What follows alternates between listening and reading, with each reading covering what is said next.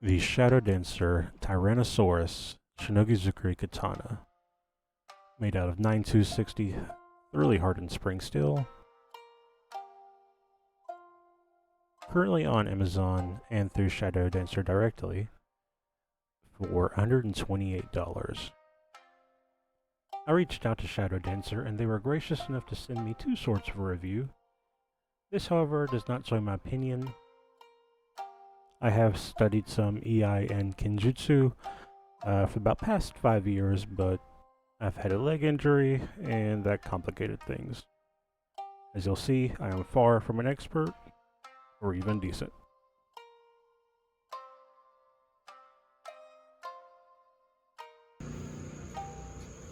You get a sword pack that's very basic, pretty thin.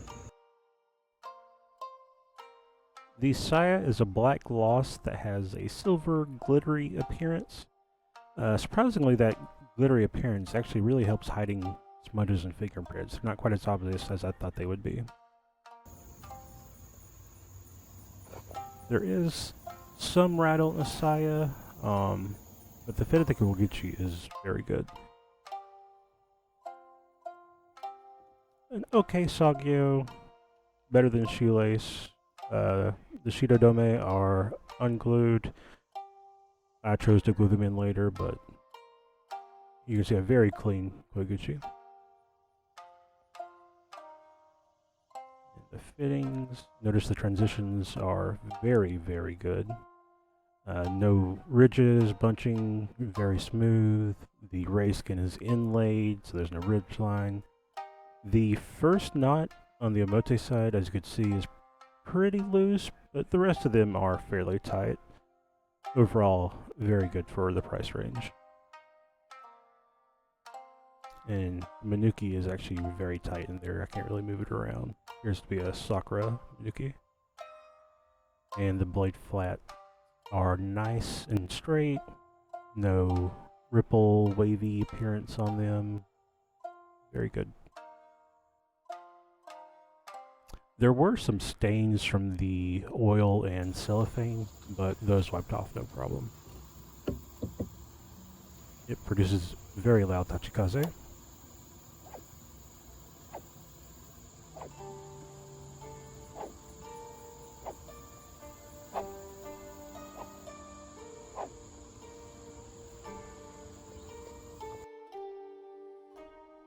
And the tang is also very nice. There's file work on there, and it's a detail a lot of people don't notice. I did a little bit of like kata and EI practice. Draws very nice. No raspiness. Very smooth.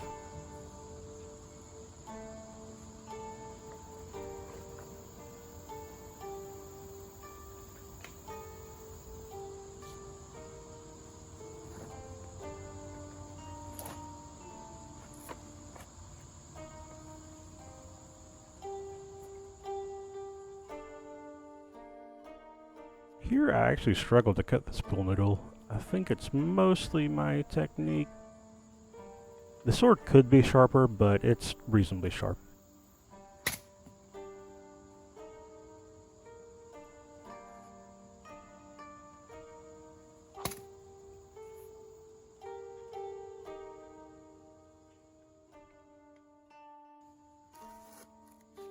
It has no problem just slicing the pool noodle.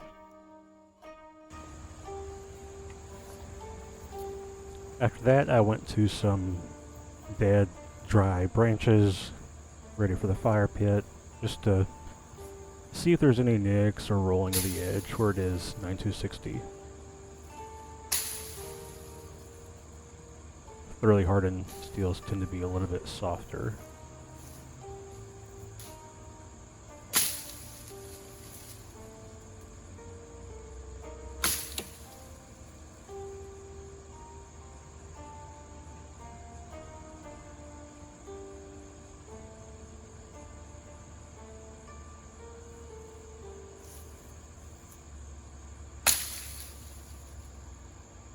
Most of these branches are only about an inch thick or so.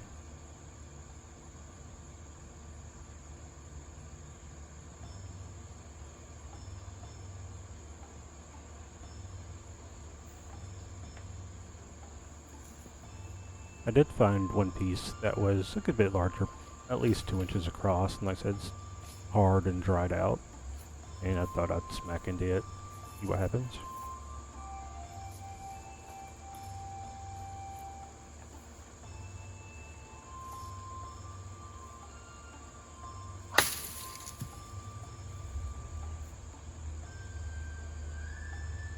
Checking for any bending, anything like that. Everything was straight. It smudged the edge a little bit, but there was no damage, no rolling, no warping. Here you can see it cut in about halfway through the gash. And then again, you can see how thick it is and dry. Here are some normal size pool noodles, and you can see I got way too hot to be wearing the uniform in 90-degree weather.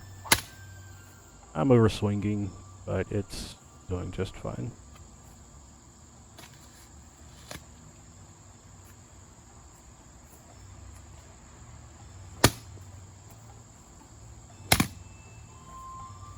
Messed that one up. Here I stacked the piece back on top. No problem.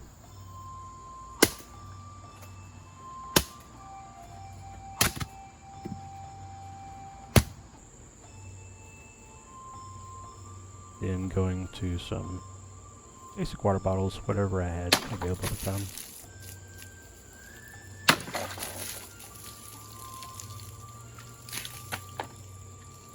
No surprise, handles them no problem, though I do end up smacking into that board here in a second.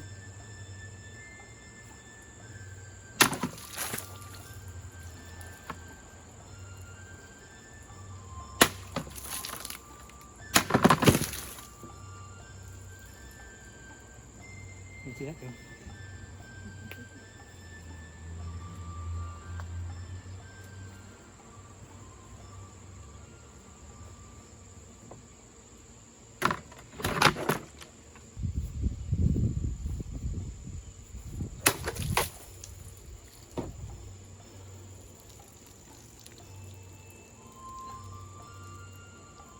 No problem on any of the bottles. I decided to go ahead and try chopping into that chunk of the board that fell out.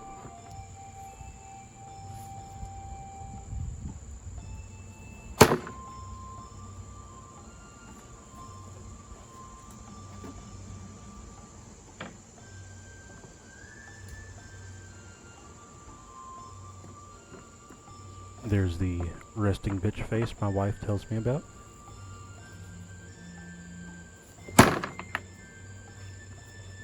So, 2 pretty good whacks in there and 0 damage to the blade at all.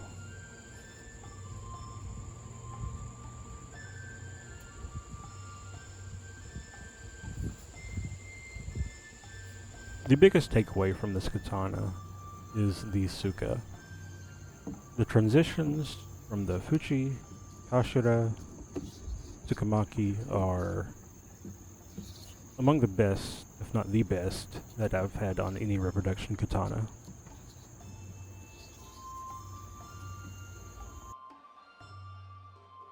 Overall fit and finish and quality of the blade for $128, I think this is probably the top choice for a budget katana.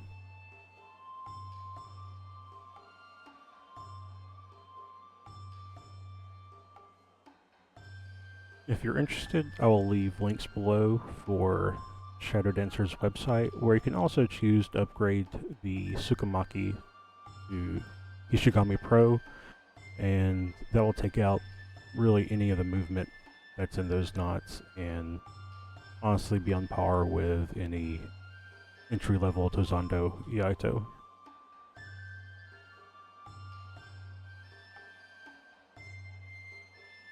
If you have any questions, let me know in the comments below, and thank you again to Shadowdancer.